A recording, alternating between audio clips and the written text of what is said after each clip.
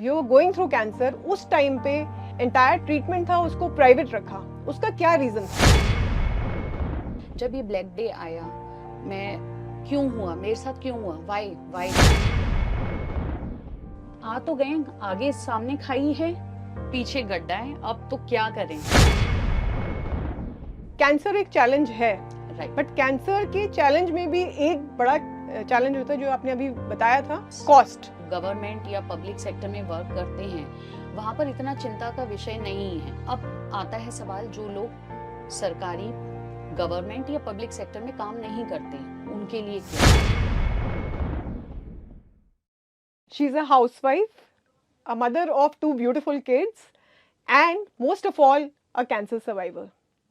प्रीति जी, हमारी बहुत सारी बातचीत हुई और आप एक बहुत स्ट्रांग लेडी हैं, बट एक चीज़ जो मैं आपसे पूछना चाहूँगी वो ये थी कि जब आप यू गोइंग थ्रू कैंसर, उस टाइम पे आपने अपना जो एंटायर ट्रीटमेंट था उसको प्राइवेट रखा, उसका क्या रीज़न था? गुंजन जी, जैसे आपने कहा, मैं बहुत पॉजिटिव लेडी हूँ और फाइटिंग स्पिरिट है मेरे अंदर। तो ऐसा नहीं था कि मैं समाज से डर रही थी। मुझे पता था एक ब्लैक डे आया है, बट कोई, मैं इस चीज़ से भी नहीं डरती थी कि कोई ये सोचे समाज में कि अभिशाप है, ऐसा बिल्कुल नहीं था। जब ये ब्लैक डे आया, मैंने काफ़ी सोचा, काफ़ी सेटबैक हुई कि क्यों हुआ, मेरे साथ क्यों हुआ, why why why I you know मुझे ही ये क्यों मिला बीमारी। तो मैंने आराम से बैठ के सोचा अब क्या करना चाहिए आगे। तो उस केस में फिर मैंने ये चीज़ सोची कि थोड़ा सा समाज से हटकर, सोशल सर्कल को हटाकर मुझे ठीक होना है। एक मैंने सिंगल अप्रोच कायम की कि जहाँ पर केवल मेरे डॉक्टर्स पैनल में और मैं, और ये किस तरह से ट्रीटमेंट सही होगा, उस चीज़ पर मैंने ध्यान दिया। एक सिंगल अप्रोच रखी जहाँ पर मैं मेंटली अपने को सेल्फ काउंसल कर पाऊँ, सेल्फ हील कर पाऊँ। मैंने टू मच ऑफ नॉइज़ को अवॉइड किया और मैंने उस वक्त टाइम देखा कि ठीक है, मेरा 7 मंथ का फ्रेम है, थोड़े दिन इंट्रोवर्ट पोजीशन में आ जाती हूँ, फिर तो क्या है, ज़िंदगी मिलेगी तो एक्सट्रोवर्ट फिर हो जाएंगे, समय एक जैसा तो रहता नहीं है। So that's how this was my life approach. आपने बिल्कुल सही कहा है, एक मेंटल स्पेस फ्री करना हीलिंग के लिए बहुत ज़रूरी है। अगर आसपास की जो नॉइज़ है या आसपास के जो लोग आपको सिंपैथी दें, राइट। वो एक कैंसर पेशेंट डेफ़िनेटली नहीं चाहता है। राइट।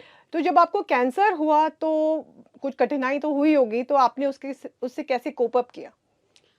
कठिनाई काफ़ी हुई, मेंटली भी हुई, फिजिकली भी हुई, सोशली भी हुई और फाइनेंशियली भी हुई। बट एक के बाद एक, एक एक पॉइंट जैसे छोटे बच्चे को पढ़ाया जाता है ना, one by one, one by one. So physically हुई, जहाँ पर मेरे बालों की बात आती है, मेरे बहुत सुंदर लॉन्ग हेयर थे, no single grey hair at age of 42। तो मुझे लगा, अरे मैं मतलब काफ़ी टाइम से जब ट्रीटमेंट कराने जाती थी, कर्ल हेयर करवाने हैं, तो मेरे सारे कहते थे कि नहीं आप मत कराइए, आपके हेयर ख़राब हो जाएंगे। So I didn't took any hair treatments, colouring. और सडन वो दिन आता है जब वो कहते हैं कि आपको तो बाल ही मतलब निकालने पड़ेंगे, बिकॉज ऑफ कीमो सारे बाल हट जाएंगे। तो वो फिज़िकल चैलेंज था। फिर फाइनेंशियल आया काफ़ी, क्योंकि ये सब ट्रीटमेंट जो है cancer, it's finance consuming disease as well, correct. जहाँ पर मुझे इम्यूनोथेरेपी का सामना करना पड़ा, जहाँ पर बहुत सारा फाइनेंस था। तो बहुत तरीके से हम लोग मतलब मैं मेंटली, फिजिकली, फाइनेंसली, फाइनेंस के टर्म्स में अ, परेशान हुए थे। बट चैलेंज आया और फिर मैंने सोचा कि कैसे निकला जाए। करेक्ट। एक्चुअली एट तो दैट पॉइंट ऑफ टाइम या जब कैंसर होता है किसी को राइट। भी, बेसिकली वो एटीट्यूड रखना कि इस पर्टिकुलर चीज़ से हम राइट। कैसे निकलें, और at the end of the tunnel there is light. Right. तो मैंने यही सोचा कि आ तो गए, आगे सामने खाई है, पीछे गड्ढा है, अब तो क्या करें, खड़ा यहीं रहेंगे और इधर ही खड़े रह के जंग को जीतेंगे। No fantastic. Other way. आगे जाएंगे तो गिरेंगे, पीछे जाएंगे तो गिरेंगे। फिजिकल चैलेंज था जब कीमो होती थी। तो उस वक्त मैं ब्लैक कैट कमांडोज की ट्रेनिंग देखती थी। मैं कहती थी ये तो लोग बिल्कुल फिजिकली फिट हैं, तब भी they are doing so much. उन्हें गड्ढों में रखा जाता था, उन्हें टनल्स में रखा जाता था टू गेट देम फिट। तो मुझे लगता था ये तो एक इंजेक्शन है, and this is only for 1 hour, what's a big deal. So throughout my treatment, I watched Black Cat Commandos.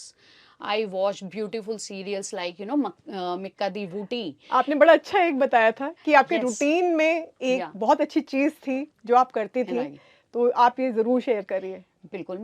मैं मिक्का दी ऊटी देखती थी, और मैं कोई उस वक्त कोई भी सास बहू के सास सीरियल। बहू के सीरियल नहीं देखती थी, क्योंकि मैं अपना माइंड और ज़्यादा परेशान नहीं करना चाहती थी, लाइट सीरियल्स देखती थी। So Mikka Di Ooti was my favourite throughout my chemotherapy session. मैं बस I want to make sure कि जिस दिन आना है मिक्का दी ऊटी, मैंने बैठना है, एंड आई जस्ट वॉच, और मैंने काफ़ी इंजॉय किया था उस सीरियल को। सेकेंड वॉज लाइक कीमोथेरेपी के टाइम क्या होता है कि आपको फूड रिस्ट्रिक्ट होना पड़ता है, आप ये नहीं खा सकते, आप छोले भटूरे नहीं खा सकते, आप बाहर का नहीं खा सकते, you can not eat spicy food, and even there was like fruit भी नहीं खा सकते आप, फ्रूट्स करेक्ट। भी लिमिट हो जाते हैं। तो मेरा दूसरा बहुत बढ़िया टाइम पास था, जितने भी यूट्यूब पे ब्लॉगिंग चैनल्स आते थे फूड वाले, वो मैं बस मॉर्निंग से लेके नाइट तक देखती थी, उसी तो में हम अपना मैं अपना पेट पेट फुल भर कर लेते लेती थे। थी। Great. Third was my healing, जो आप बता रहे हैं, हीलिंग का थर्ड वाला इम्पोर्टेंट जो पॉइंट था, बाहर नहीं जा सकते आप because of your low counts. तो वो भी भाई, मतलब यूट्यूब ने मेरा इतना साथ निभाया।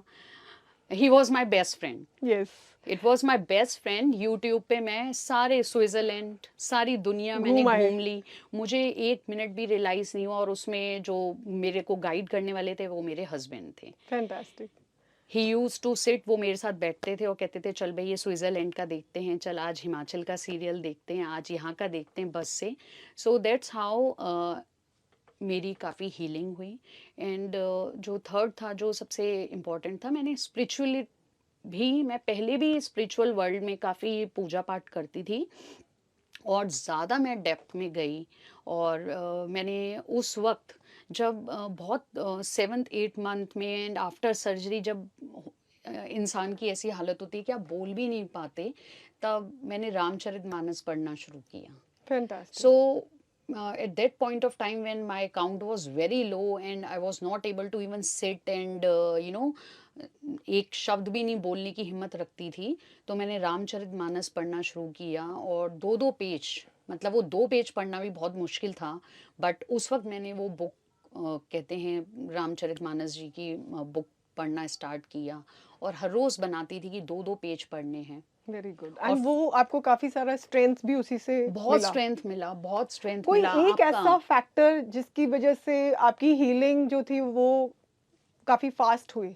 दैट वाज माय फैमिली, क्योंकि मुझे पूरे ट्रीटमेंट में जब उन्होंने कहा कि यू आर ब्रेस्ट, आपको कैंसर हो गया है, तो उस वक्त का मोमेंट, और आज भी जो मैं इधर हूँ, और आगे भी मुझे लगता है कि I will live for 20 to 30 years, और just more. Because of my family, मेरे बच्चे, मेरा पति, मेरा घर, जिसे मैंने अच्छी तरह से सजाया हुआ है। मुझे नहीं लगता कि कोई और इससे अच्छा जस्टिस रोल प्ले कर पाएगा। नो, आई और एम एक द, चीज़ आपने और यस, आई बोली एम थी द कि बेस्ट, अपना या घर बहुत अच्छा सजाते हो, या और आपको लगा कि यस, अगर मैं नहीं हूँ तो ये लोग क्या करेंगे? यस, बिकॉज मैं बहुत सफाई पसंद हूँ, तो मुझे लगा कि अगर मैं नहीं रहूँगी तो यहाँ पर गंदगी हो जाएगी। So whole was self care for me, और मेरे आसपास जितने लोग हैं उनकी केयर, दैट उन्हीं सब फैक्टर्स ने मुझे ड्राइव किया, आज भी कर रहे हैं और करते रहेंगे।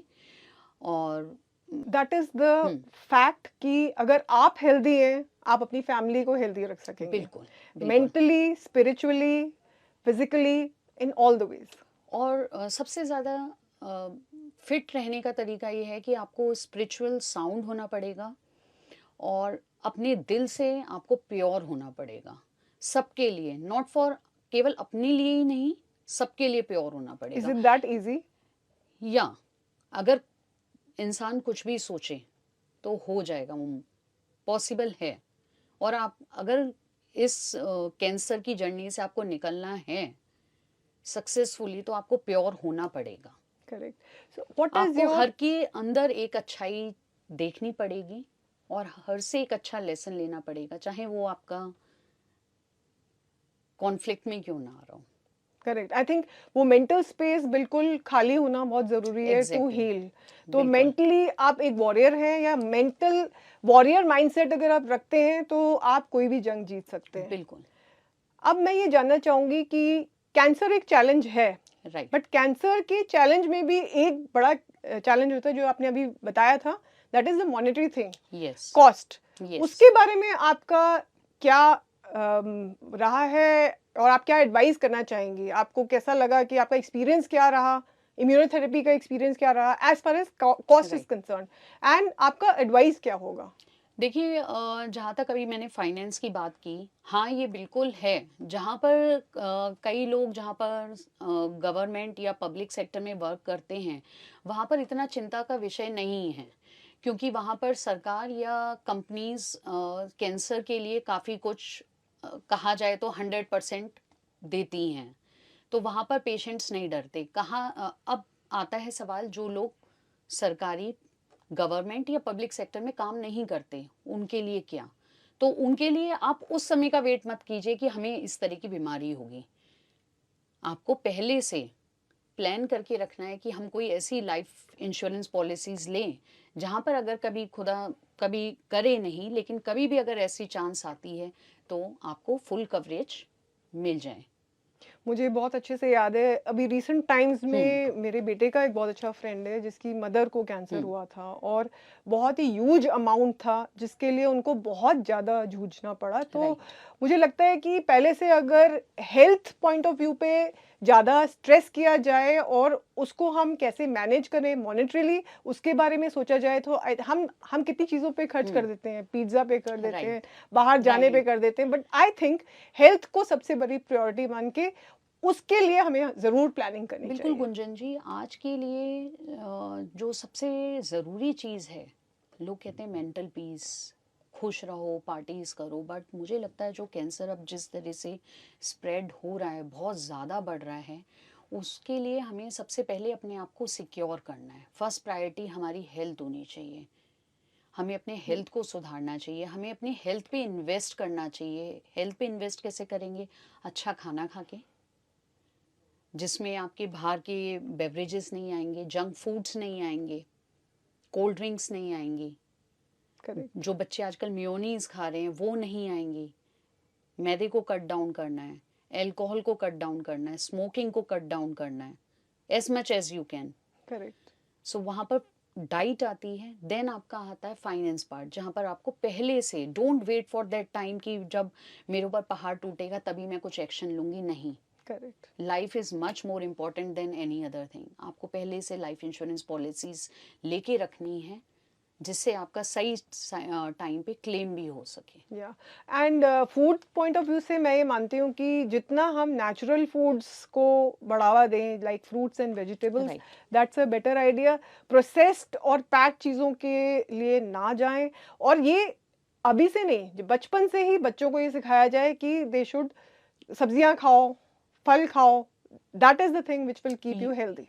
बिल्कुल बिल्कुल, आपने गुंजन जी सही कहा। आपका जित योगा और मेडिटेशन का क्या योगा तो व्यूज है? मेरा फेवरेट है। मुझे याद है, मैं सिंस क्लास 10th योगा कर रही हूँ, और फिज़िकल फिटनेस में भी मुझे रनिंग, रेसिंग और ये सब एथलेटिक चीज़ें मुझे बहुत पसंद हैं, साइकिलिंग एंड एवरीथिंग।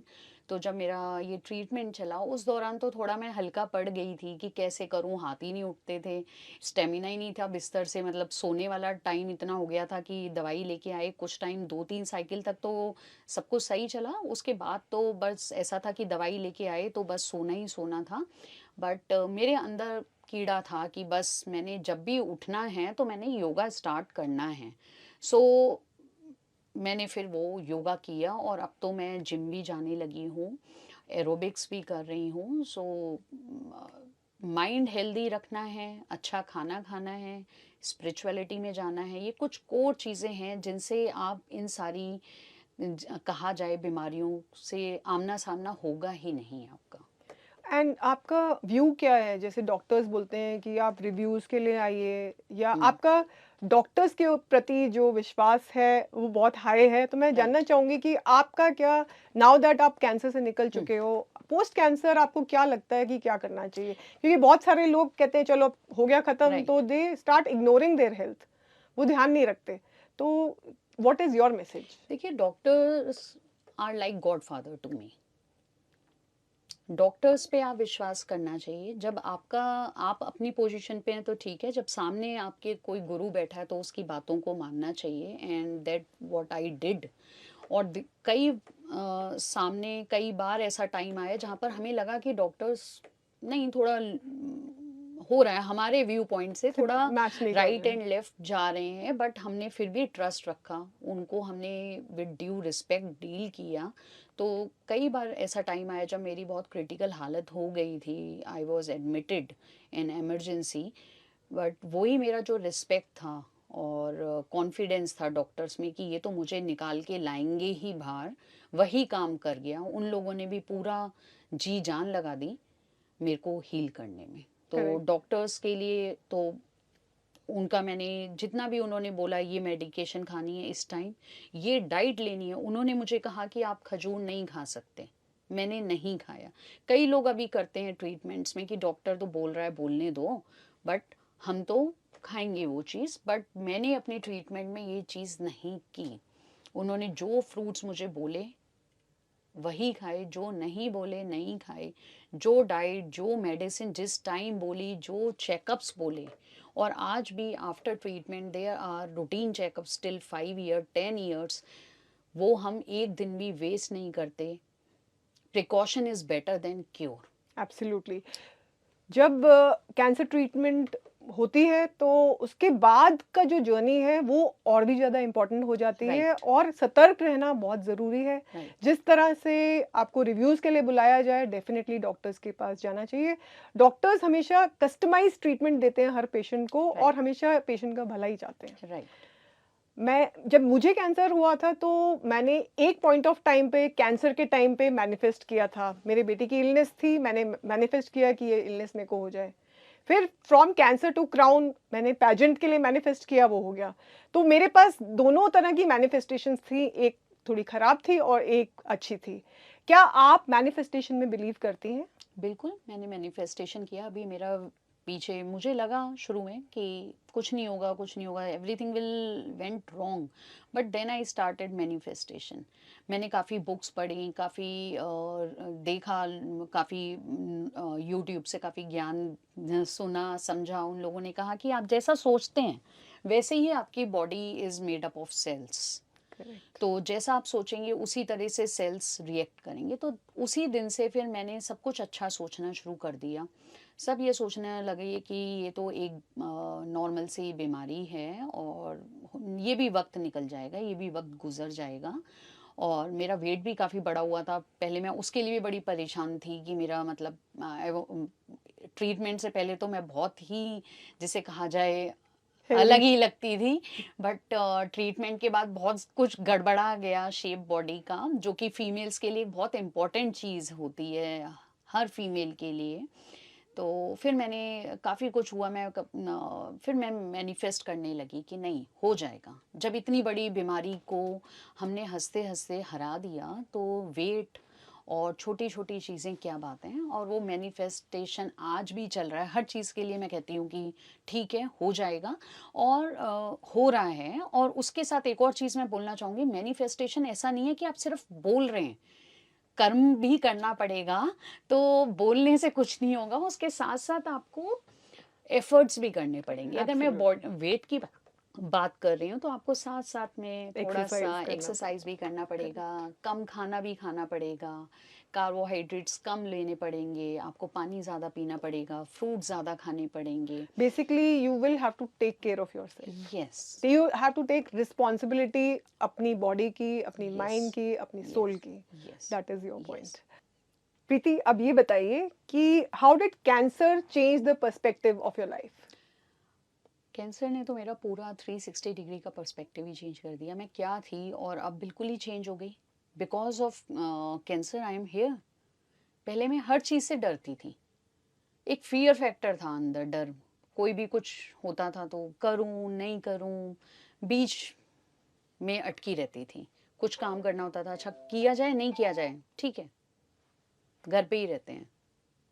बट जब कैंसर हुआ मैं ठीक हो गई, तो हर चीज़ में अब मैं चैलेंज लेके आगे बढ़ती हूँ। मैंने कुछ नई नई एक्टिविटीज़ की, डांस डांस तो खैर मेरा फेवरेट ही था, बट अब तो खैर और मैं न्यू न्यू स्टेप्स सीखती हूँ, काफ़ी डांस करती हूँ। जब भी मैं फ्री होती हूँ मेरे बच्चे बैठे होते हैं, they watch me.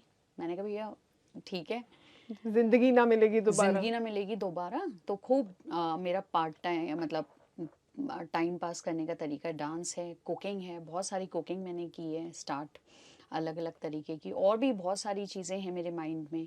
I am planning to apply for Miss India, so कुछ किया भी मैंने इंटरव्यूज़ के लिए, आई गॉट सेलेक्टेड। सो देखती हूँ, आगे बढ़ के देखते हैं क्या क्या ज़िंदगी और नए नए रंग दिखाती रंग है। दिखाएगी। तो और मूवीज़ देखने का तो मुझे बहुत शौक है, और अभी I am ईगरली waiting for Pushpa 2। So daily I watch a trailer of Pushpa 2 और मुझे लग रहा है दिसंबर में कब ये रिलीज हो, and I am going to watch. वो भी आपकी तरह दबंग ही है। बिल्कुल, Pushpa 2 is my favourite. Pushpa 1 तो मैंने 8-10 बार देख लिया, पुष्पा 2 अभी बस लग रहा है जल्दी रिलीज़ करें और मैं बस जाऊँ मूवी में, पिक्चर देखने मूवी हॉल में। सो इस ग्रेट, तरह से। बहुत अच्छा। प्रीति, आपकी कहानी मुझे बहुत डिफरेंट लगी और आज इसी वजह से हम इस पॉडकास्ट को कर रहे हैं, क्योंकि आपको जब कैंसर हुआ आपने अपना पूरा कैंसर का ट्रीटमेंट 8 महीने लोगों से छुपा के रखा, प्राइवेट में रखा। यहाँ तक कि आपके जो नेबर्स थे उनको भी नहीं पता था कि आप इतना जूझ रही हैं कैंसर से। ऐसा आपने क्यों किया? देखिए हूँ मैं वैसे एक्सट्रोवर्ट, मैं छुपाने में बिलीव नहीं करती, बट मैं इस चीज़ में बिलीव करती हूँ जैसी सिचुएशन है आदमी को उस तरह से ढल जाना चाहिए। तो उस मोमेंट पे मुझे लगा कि मैं लोगों से सिंपैथी ना लूँ। लोग मेरे पास आएंगे, नेबर्स आएंगे, कहेंगे अरे प्रीति क्या हुआ तेरे साथ, बहुत बुरा हुआ, कुछ शायद मुझे नेगेटिव बोलते भी कि कर्मों की सज़ा है, ये तो अच्छा ऐसी थी तो ऐसा होना ही था, कॉन्फ्लिक्ट वाली बातें उठा के, कहीं की बात कहीं उठा के कहीं पर रख देंगे, फिर बहुत सारी एडवाइस देंगे, अच्छा जी आप तो गिलोय के पत्ते का जूस पियो, तूने ये काम नहीं किया ना तो तुझे ये चीज़ हो गई, हम तो तुझे बोलते ही थे।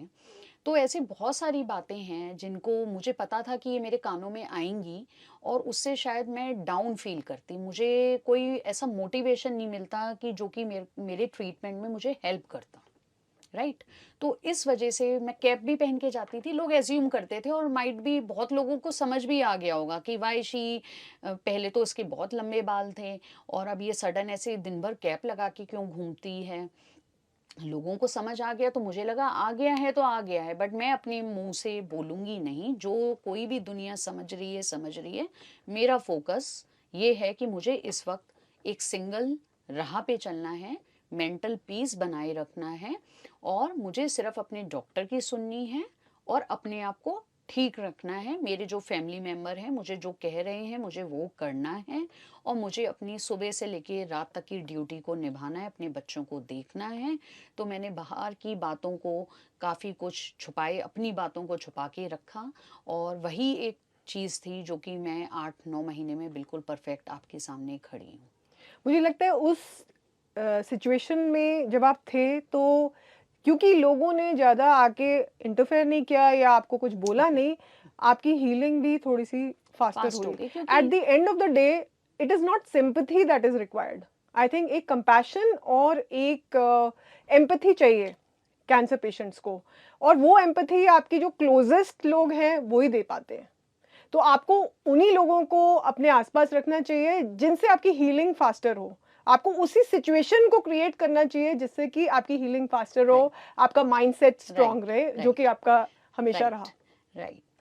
तो ऐसे समय में अपना घर परिवार इम्पोर्टेंट है। कुछ कुछ ऐसे रिश्ते हैं जो कि उस वक्त भी ऐसे रिश्ते थे जो कि मैं कभी उन लोगों से मिली नहीं थी, बट जैसे मेरे डॉक्टर्स थे, मेरे कुछ ऑल वेल विशर्स थे जो कि शायद मुझे लगा कि मेरे परिवार से भी बढ़ के आगे आए।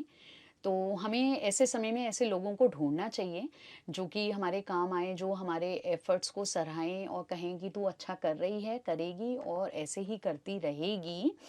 तो बस वही था, उस वक़्त भी मैं मैंने लाइफ़ को एन्जॉय किया उन 8-9 महीनों में, जब मौका मिलता था मैं एन्जॉय करती थी, मूवीज़ देखती थी, फ्रेंड से गॉसिप्स करती थी, और जबकि मैंने उन्हें कुछ बताया नहीं था कि मैं इस बीमारी से जा रही हूँ, बट मैं नेचुरल एक मैंने मतलब अपने अंदर फील नहीं लाया ही कि मुझे कोई काउंसिल करे, मुझे कहे कि अरे तू बीमार है, तेरे साथ ये हो गया। तो मैं एक एज अ नॉर्मल इंसान की तरह उनसे बात करती थी, उन्हें ये तक नहीं पता था कि इसके साथ कुछ हुआ है।